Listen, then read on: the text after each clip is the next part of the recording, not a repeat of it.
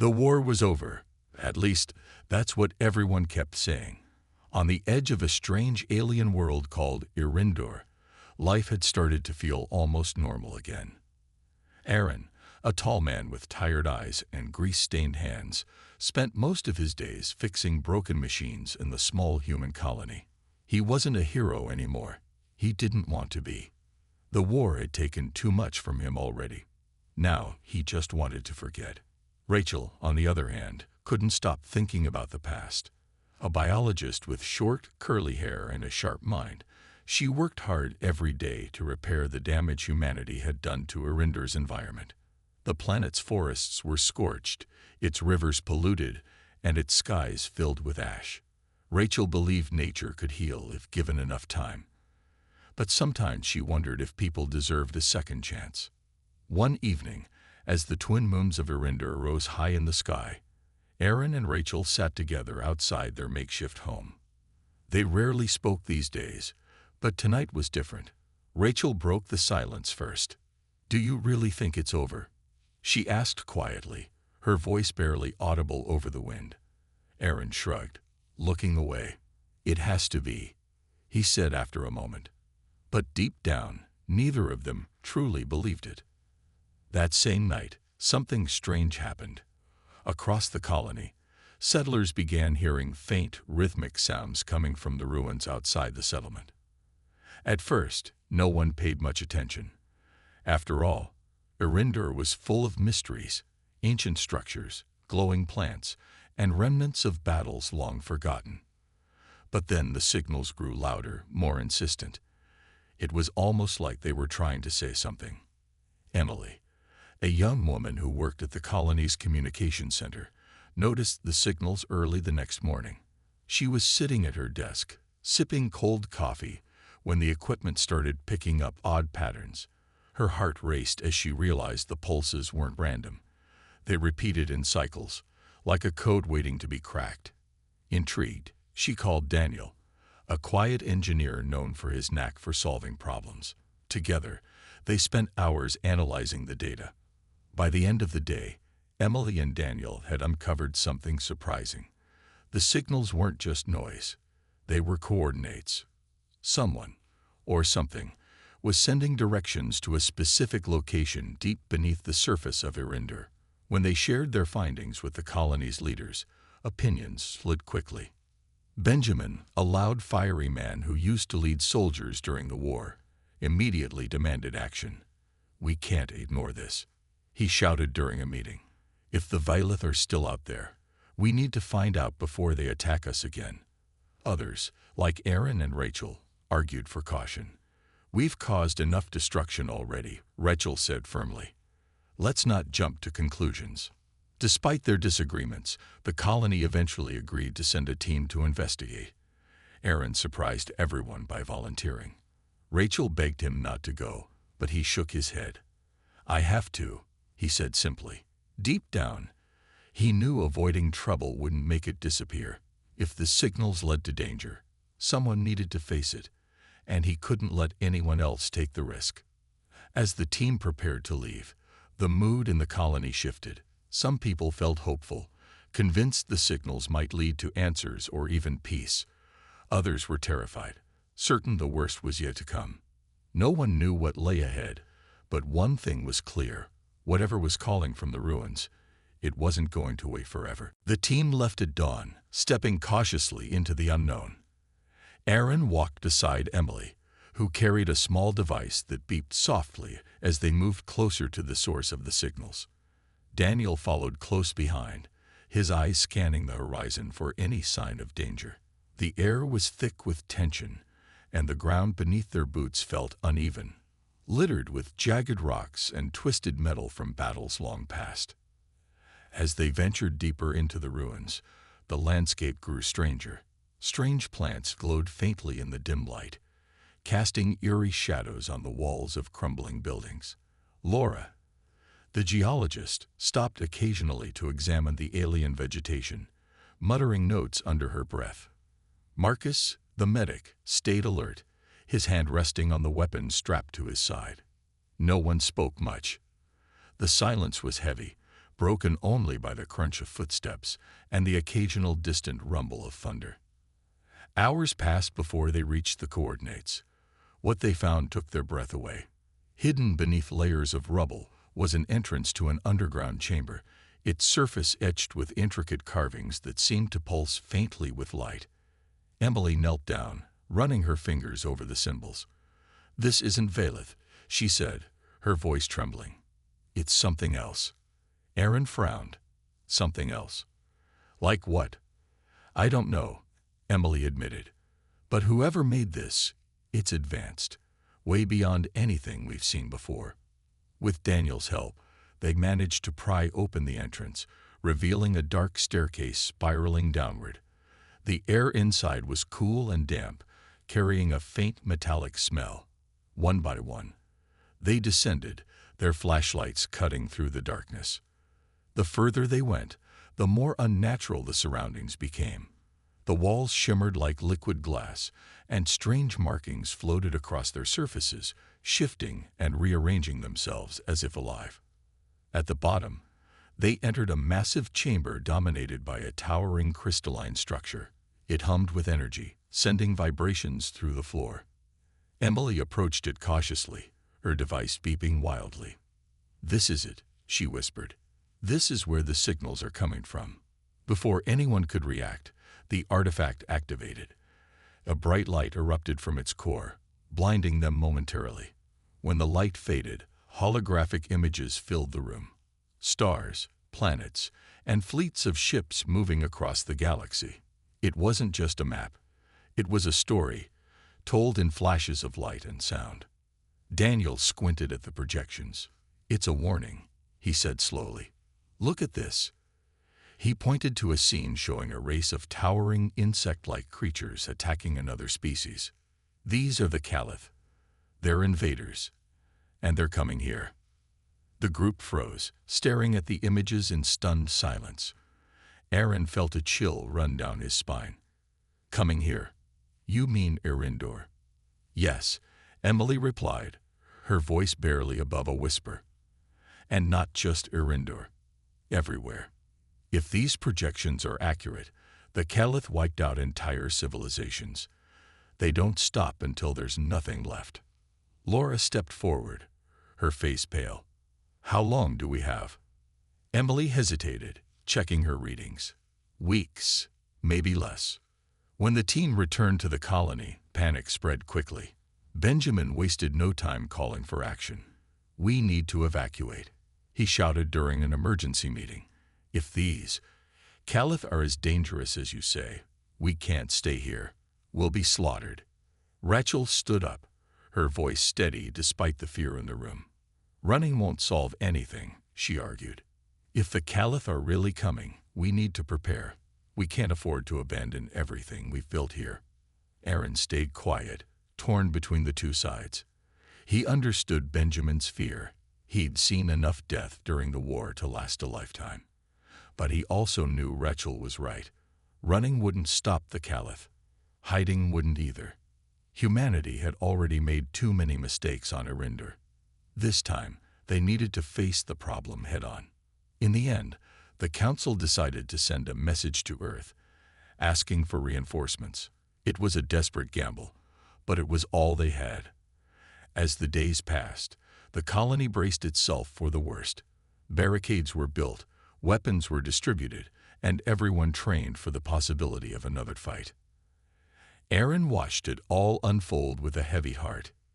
He didn't want to believe the Caliph were real, but the evidence was undeniable. Deep down, he knew the peace they'd fought so hard for was slipping away. And this time, the enemy wouldn't be easy to understand or defeat. The message to Earth was sent, but help wouldn't arrive overnight. In the meantime, life in the colony grew tense. Every sound outside the walls made people jump. The nights were the worst. Shadows moved strangely under the twin moons, and the faint hum of the artifact signal still echoed in the distance. No one slept well. Aaron spent most of his time helping fortify the colony. He worked alongside Benjamin, who had taken charge of organizing defenses. Though they didn't always see eye to eye, Aaron respected Benjamin's determination.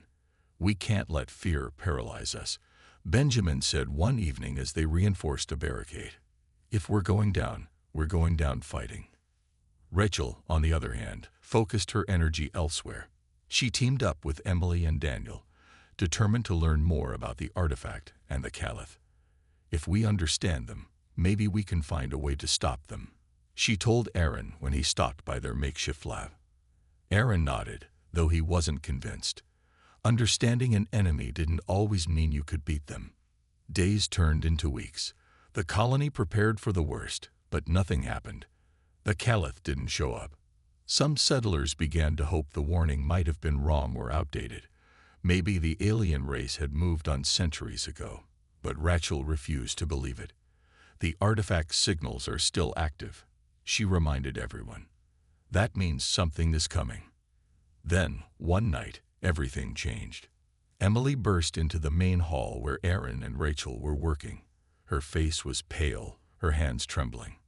"They're here," she gasped. "The Caliph. It's not just a warning anymore." Aaron grabbed his weapon and followed Emily to the communication center.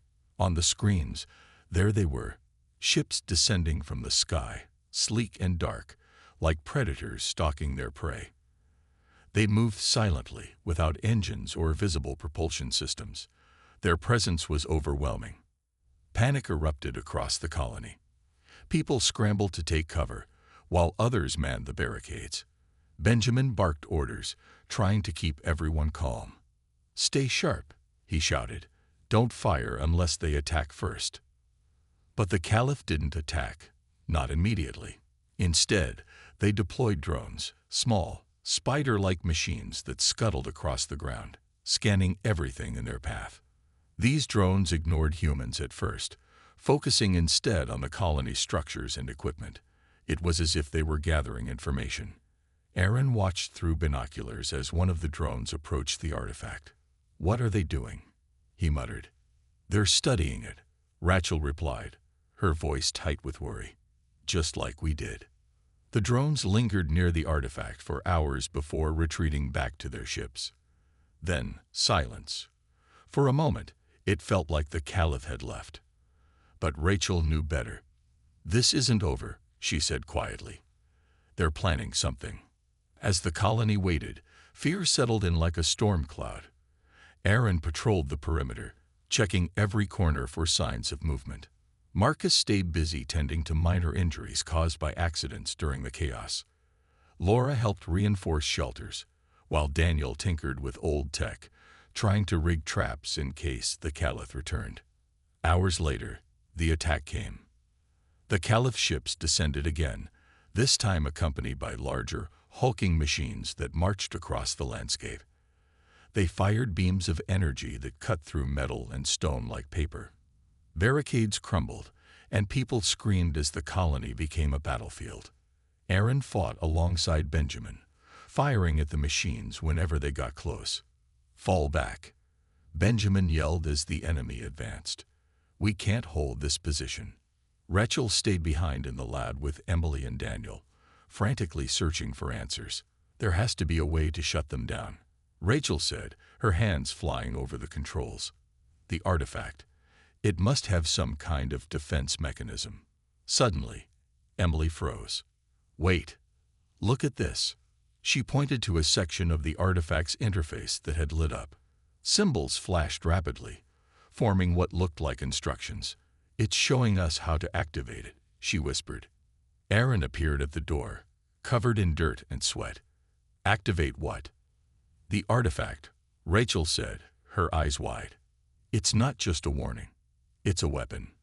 Without hesitation, Aaron stepped forward. "Tell me what to do." Aaron didn't hesitate. If the artifact was their only chance, he would do whatever it took to make it work. "Tell me what to do," he repeated, his voice steady despite the chaos outside. Emily and Daniel exchanged a quick glance before nodding. They knew there wasn't much time.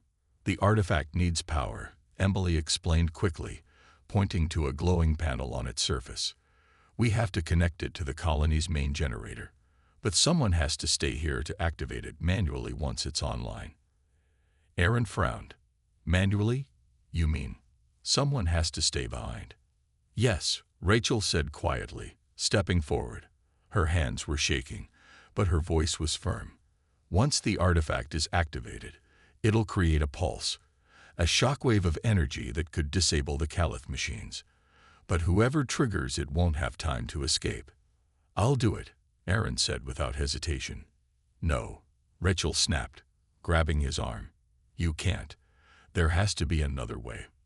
There isn't, Aaron replied, his tone softening. He looked at her, then at Emily and Daniel. I've already fought one war here. Let me finish this one. Before Rachel could argue further, Marcus and Laura burst into the lab. The barricades are falling. Marcus shouted, We need everyone out there. Aaron turned to them. Go. I'll handle this. Marcus hesitated, then nodded. Good luck, he said before rushing back outside with Laura. The sound of explosions grew louder, shaking the ground beneath their feet. Emily handed Aaron a small device. This will trigger the pulse. Once you press the button, you'll have about 10 seconds to get clear, or not. She swallowed hard, avoiding his eyes. Daniel placed a hand on Aaron's shoulder. Thank you, he said simply. As Emily and Daniel ran to connect the artifact to the generator, Rachel stayed behind with Aaron. Tears streamed down her face as she tried to think of something, anything, to change his mind. You don't have to do this, she pleaded. We can find another way. There isn't time, Aaron said gently.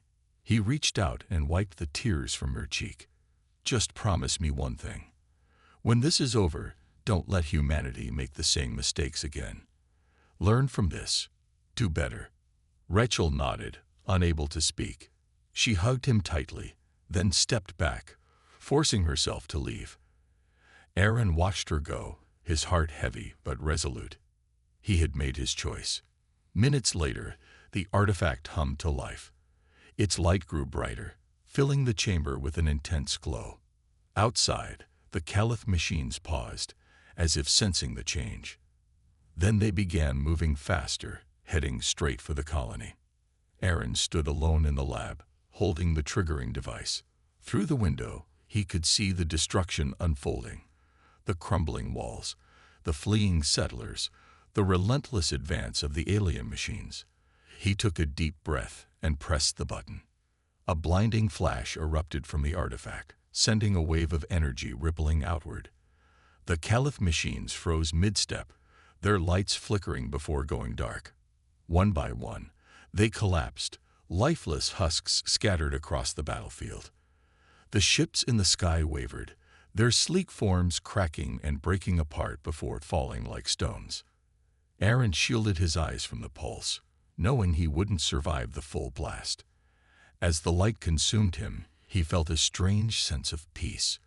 The war was finally over, for now. When the pulse faded, silence fell over the colony. Survivors emerged cautiously from their shelters, staring at the wreckage left behind. Rachel ran toward the lab, her heart pounding. But when she reached it, all she found was ash and debris. Aaron was gone. Tears filled her eyes, but she forced herself to stand tall. Aaron had given everything to protect them.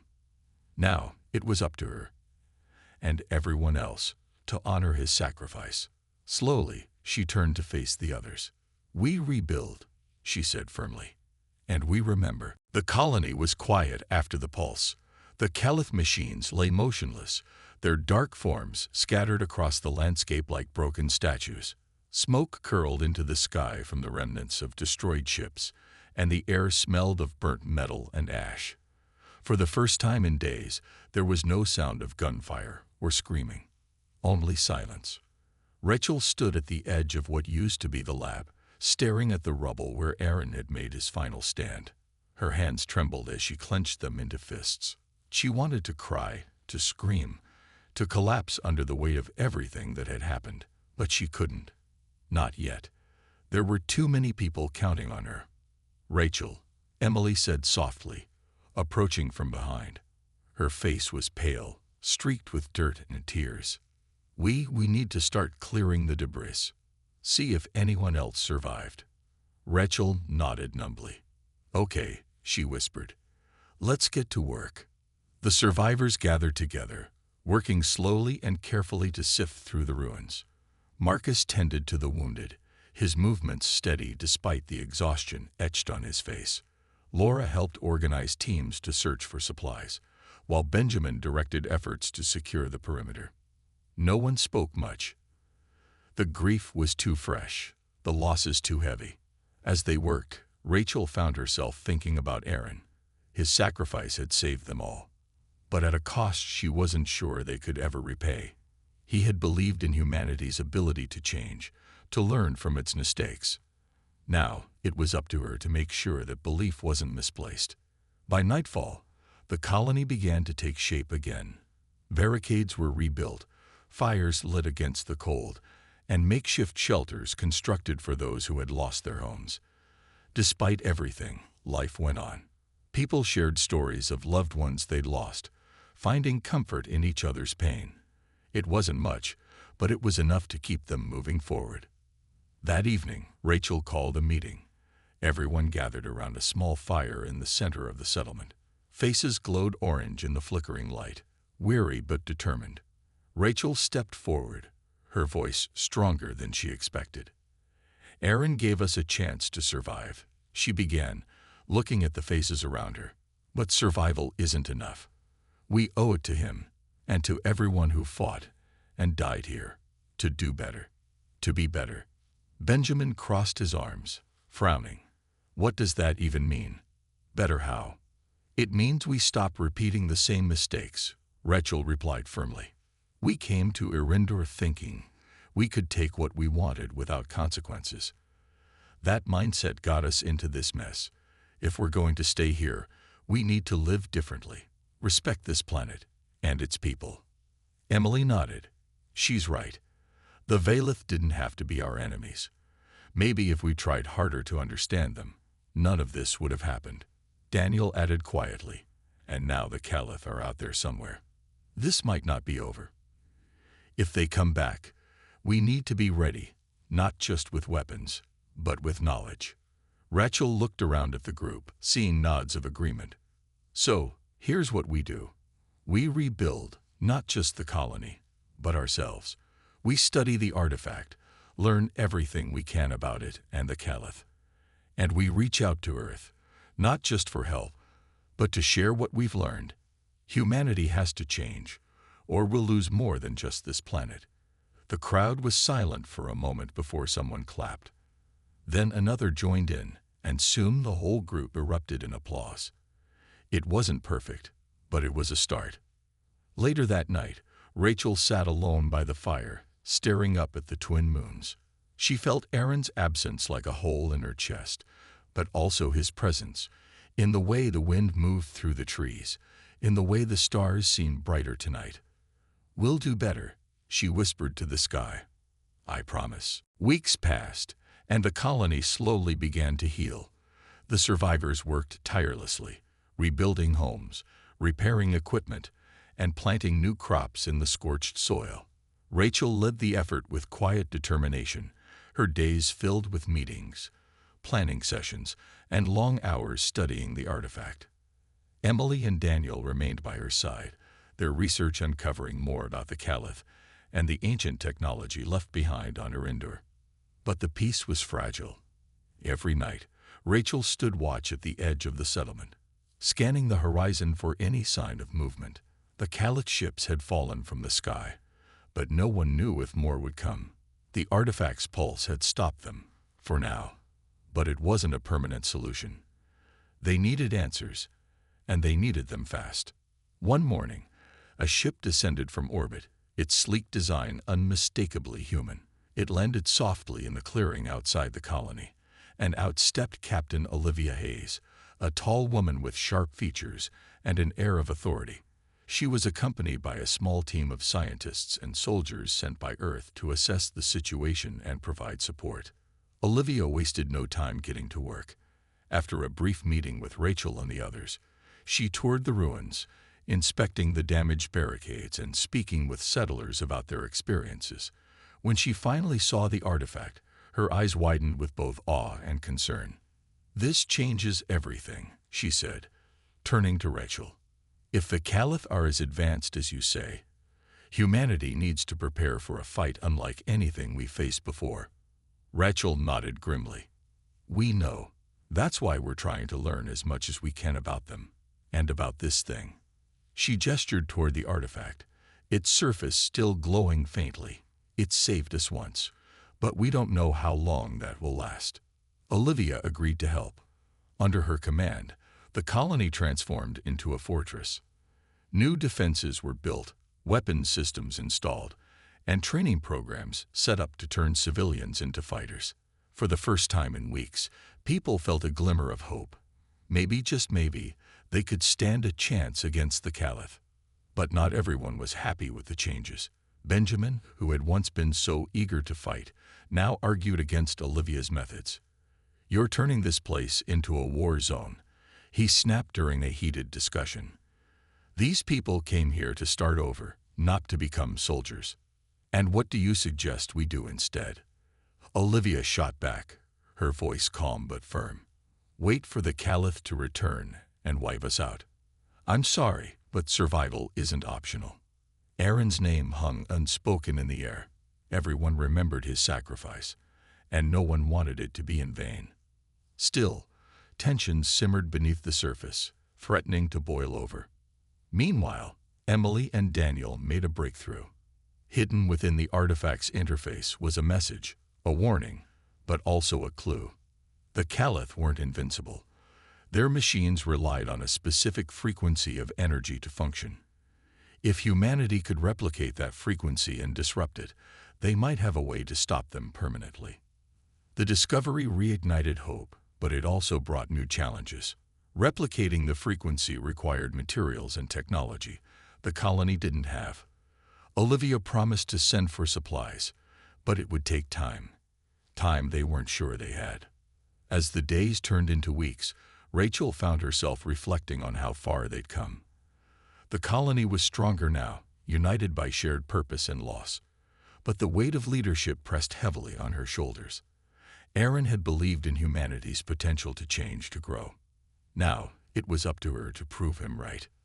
Late one night, as she sat alone by the fire, Olivia joined her. "You miss him, don't you?" she asked gently. Rachel nodded, staring into the flames. "Every day. But I think about what he said, that we have to do better. And we are. Slowly, but we're trying." Olivia smiled faintly. "That's all anyone can ask for." The stars shimmered above, watching silently as the colony prepared for whatever lay ahead. The Caliph returned sooner than anyone expected. Their ships appeared in the sky like dark clouds, blotting out the twin moons and casting the colony into shadow. Alarms blared as settlers scrambled to their positions, gripping weapons and preparing for battle. This time, they were ready, or at least as ready as they could be. Rachel stood near the artifact, her heart pounding as she watched Captain Olivia Hayes direct the defense. Soldiers manned barricades while civilians operated makeshift turrets from rooftops. Emily and Daniel worked furiously to activate the frequency disruptor they had built, hoping it would disable the Caliph machines. Marcus ran between groups, tending to injuries before they became fatal. Even Benjamin, who had argued against militarization, now fought alongside the others, his rifle steady in his hands. Aaron's sacrifice weighed heavily on everyone's minds. His bravery had given them a fighting chance, and no one wanted to let that go to waste. As the Caliph deployed their machines, the battle erupted with terrifying intensity. Beams of energy tore through buildings, and explosions shook the ground. But the colonists held their ground, firing back with everything they had. The disruptor hummed softly in the background, its power building slowly but surely. "We're almost there," Emily shouted over the chaos, her fingers flying across the controls. "Keep going," Olivia yelled back, dodging behind cover as debris rained down around her. Rachel stayed close to the artifact, guarding it with her life. She knew how important it was, not just as a weapon, but as a symbol of hope. If they lost this fight, humanity might never recover. Her eyes scanned the battlefield, searching for any sign of weakness in the enemy's advance. Suddenly, the disruptor roared to life. A wave of energy pulsed outward, invisible but powerful. The Caliph machines froze mid-step, their lights flickering before going dark. One by one, they collapsed, lifeless husks scattered across the ground. The ships in the sky wavered, their sleek forms cracking apart before falling like stones. Cheers erupted from the colonists as the last of the machines fell silent. For a moment, disbelief hung in the air. Had they really done it? Had they defeated the Caliph? But Rachel didn't celebrate. She stared at the artifact, her mind racing. The victory felt hollow. They had won, but at what cost? Aaron was gone, along with so many others. The scars of war ran deep, and she knew humanity couldn't keep repeating the same mistakes.